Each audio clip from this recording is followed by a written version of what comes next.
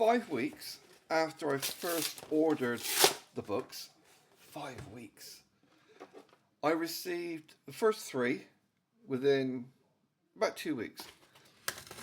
Then it's another 3 to 4 weeks. God damn it, these things are so difficult to open. Yeah, it basically was 3 to 4 weeks extra waiting for this book. And it is the right one. Which means I've now got the first 2 books in the, was substantially heavier. Weird. That new book smell. So this is the Hallows series. Hollows series. All the titles, at least the first half dozen books, are all a slight piss take of, oh, what's his name? Not Schwarzenegger. Clint Eastwood movies. Dead Witch Walking, The Good, the Bad and the Undead. Now, I do remember enjoying the first book that I read. I don't know if it's the first book in the series or not, but they're also very difficult to get hold of. I can't get any more of these books. I've tried different sources and even second hand you can't get them.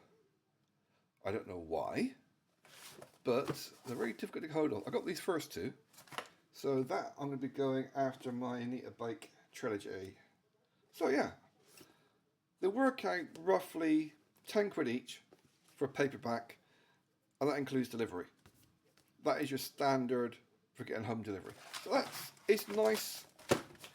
Other little thing you can do with things like Waterstones is, when you get them, is that you're not tied in to a ongoing contract.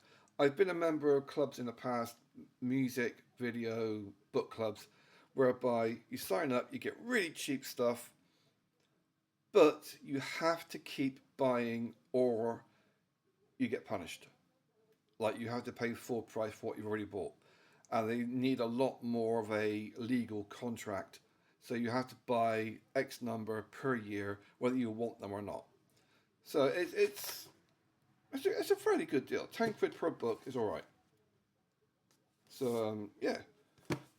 I have myself some teenage pop vampire fiction.